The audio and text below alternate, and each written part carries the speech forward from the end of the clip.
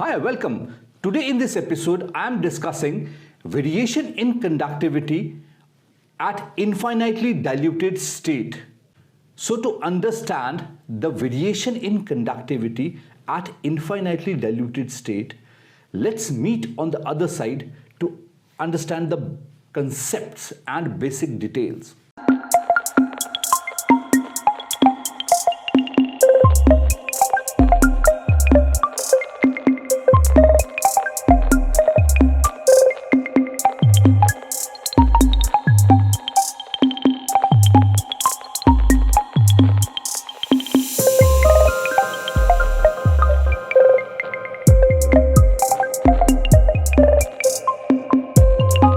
Now let us try to understand variation in conductivity of a strong electrolyte with dilution. Now in strong electrolyte, there are two or three things which are very significant.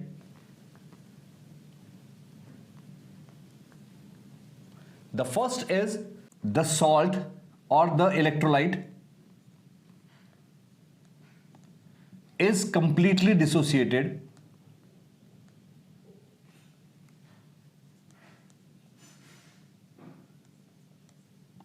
The second point is number of ions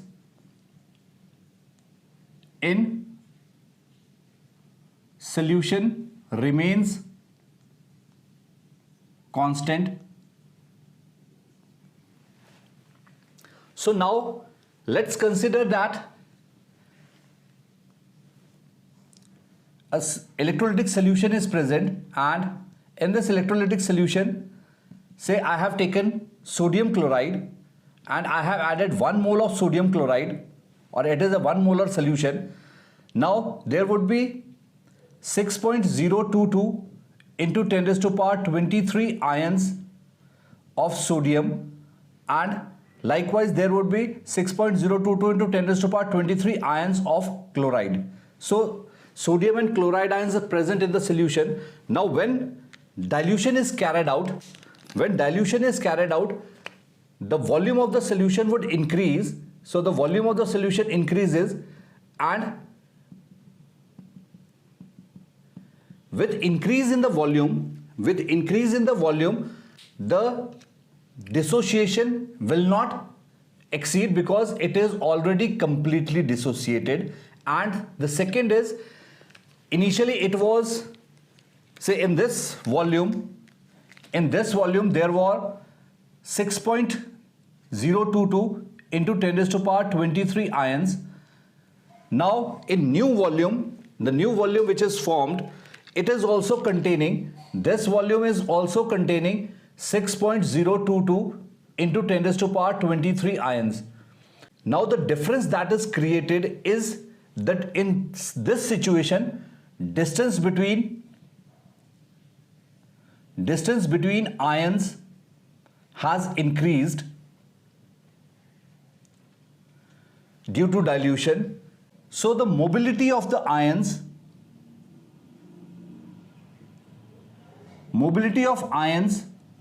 has increased. So if we plot a graph of lambda m against under root c, so say this is lambda m and this is under root c. If we plot a graph of lambda m against under root c, so initially in the higher concentration range, the graph would be more or less a straight line. As the dilution would increase and the concentration decreases, there would be increase in conductivity. So if we connect these dots, so this would be the trend of conductivity in case of strong electrolyte. Extrapolating this line towards conductivity axis with the slope, the intercept on this axis gives us molar conductivity of the salt at infinitely diluted state. So for strong electrolytes, we can calculate the conductivity of salt at infinitely diluted state. So on your screen, you have important points for variation in conductivity of strong electrolyte with dilution including graph. You can jot it down or pause the video and take a snapshot. Now, in case of weak electrolytes,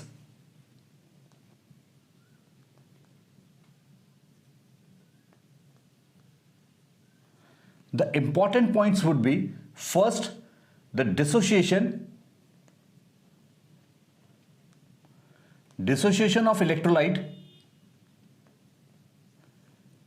is not 100%.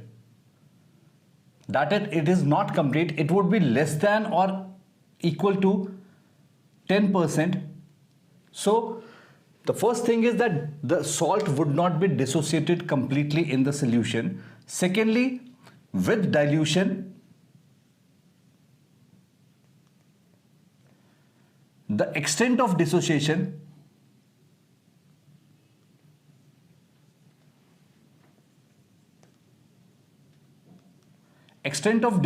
increases, but it would not be 100%, but not to 100%. It would be less than 10%. Even in this situation, it would be less than 10%. So now, if I consider a solution of weak electrolyte, so this is a solution of weak electrolyte, and if I added, say, acetic acid into it, so the concentration of ions in the solution would be given by C into alpha. Now, you know that if we have a weak electrolyte, say acetic acid, would be dissociating as acetate ion plus H plus ion. So initial moles would be 1, 0, 0. Now moles at equilibrium would be 1 minus alpha, alpha and alpha. So concentration would be C into 1 minus alpha and C alpha, and this would be C alpha and this would be C alpha.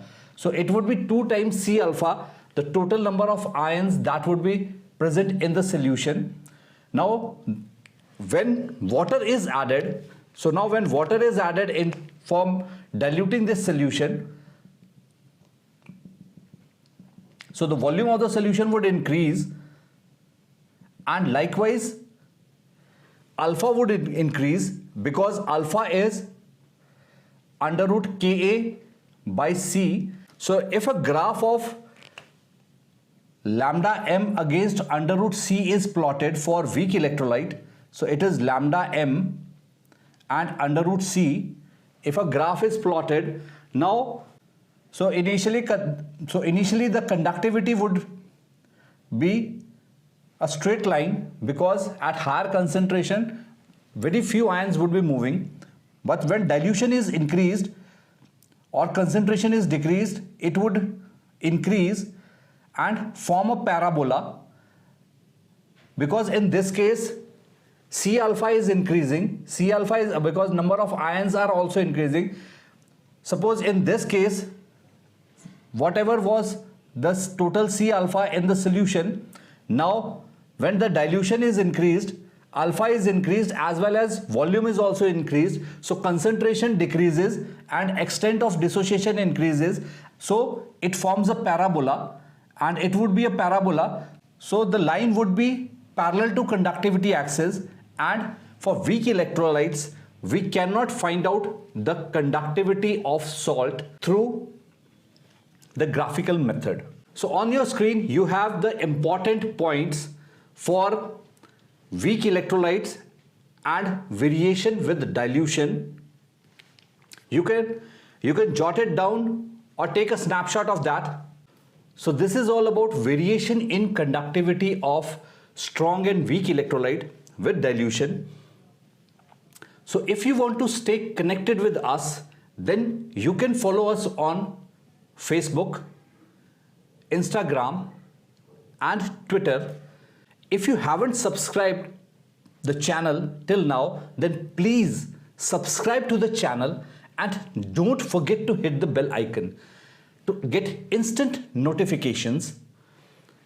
As a student, there's an urge of attempting more practice questions, doing more tests, and assessing oneself. So to satisfy your urge, there's a link at the left corner of your screen. Follow the link and satisfy your urge by attempting variety of questions and variety of practice tests. Thanks for watching the video.